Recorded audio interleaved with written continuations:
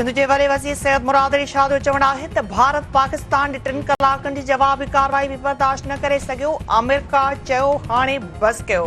America पहिरियों चई रहियो हो त पाकिस्तान ऐं भारत जे विच में न ईंदो, पर अहिड़ो छा थी वियो जो विच में अची वियो। पाकिस्तान अंदर दहशतगर्दी के वाक़िअनि में भारत मुलविस आहे।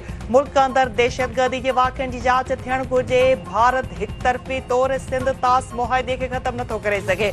भारत पाकिस्तान ते हमलो करे बेगुनाह शहरनि खे शहीद कयो। पाक फौज जवाबी कार्रवाई 3 राफेल जहाज़नि समेत 6 भारतीय जहाज़नि खे तबाह कयो। सिंध में डहकीअ में मुख्तियार लगारी नाले नौजवान सभ खां पहिरियों शहादत माणे। कराची समेत सिंध जे मुख़्तलिफ़ शहरनि में भारतीय ड्रोन जहाज़नि खे तबाह कयो वियो। ईरान जा राफेल जहाज़ सुठा आहिनि, पर हलाइण जो जज़्बो हुअणु घुर्जे। भारतीय चैनल ॾिसी लॻो ॼण कार्टून नेटवर्क हली रहियो आहे।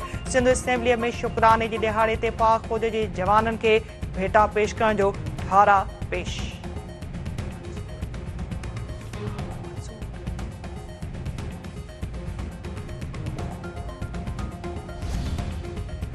बरतानिया भी पाकिस्तान ते पहलगाम हमले जे इल्ज़ामनि खे रद्द करे छॾियो। बरतानवी परॾेही वज़ीर डेविड लेमी जो चवणु आहे त भारत जांच खां सवाइ पाकिस्तान ते पहलगाम वाक़िए जो इल्ज़ाम हयो।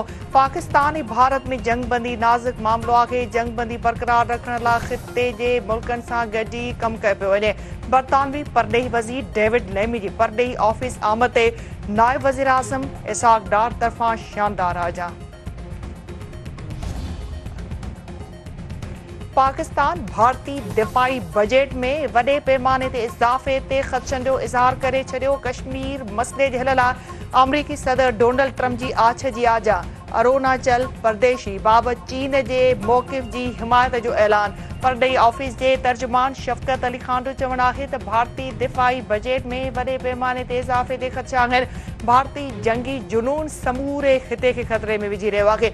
कश्मीर मसइले जे हल लाइ अमरीकी सदर डोनाल्ड ट्रंप जी आछ जी आजा कनि था। भारत अगराई समूरे ख़िते खे जंग में धिकियो। ॿिन्ही मुल्कनि में जंगबंदी हाकारी घबराई आहे। पाकिस्तान भारत जा 6 जहाज़ किराया आहिनि। मुल्की इज़त ऐं वक़ार ते कंहिं बि क़िस्म जी सौदेबाज़ी न कई वेंदी।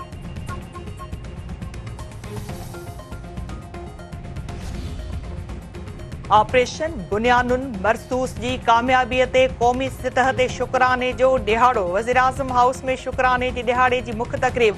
वज़ीर आज़म शहबाज शरीफ़ क़ौमी झंडो फड़कायो। मुल्की सलामती ख़ुशहाली लाइ दुआ। संदसि चवणु आहे त भारत बुज़दिली जो मुज़ाहिरो कंदे पाकिस्तान ते हमलो करे औरतुनि ऐं ॿारनि खे शहीद कयो। पाकिस्तान बेगुनाह शहरनि लाइ जवाबी कार्रवाई कई। पाकिस्तान हिकु पुरअमन मुल्क आहे, पर दिफ़ा जो हक़ रखे थो। पाक फौज दुश्मन खे मुंहुं तोड़ जवाब ॾेई फ़ौजी तारीख़ जो नओं बाब लिखी छॾियो आहे।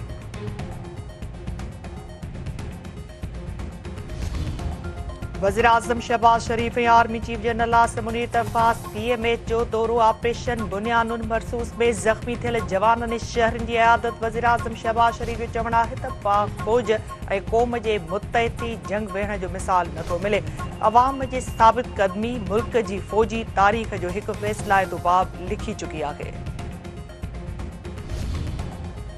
क़ौमी असेंबली में इनकम टैक्स तरमीमी बिल समेत केतिरा ई बिल मंज़ूर। तहरीक इंसाफ़ जी मुखालफ़त। पाकिस्तान शहरियत एक्ट में तरमीम। जवाबदारनि जी तहवील। नंढी उमिरि जी शादी।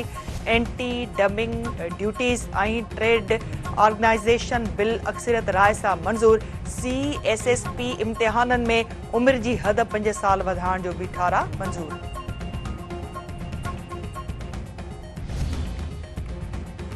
जस्कम चेयरमैन शहीद बशीर कुरैशी जो क़त्ल केस दाख़िल करण बाबति फ़ैसिलो महफ़ूज़। Sindh high court Hyderabad circuit bench case जो फ़ैसिलो 23 मई ताईं महफ़ूज़ करे छॾियो। सनान कुरैशी जो चवणु आहे त शहीद बशीर कुरैशी जो केस सिंधी क़ौम जी अदालत में आहे। तारीख़ ज़रूर इंसाफ़ कंदी।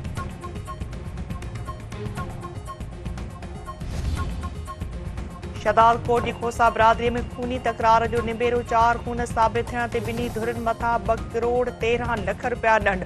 अॻूणे सूबाई वज़ीर मीर नादिर ख़ान मक्सी जी सरपंची हेठि निबेरे खां पोइ धुरियूं खीर खंड।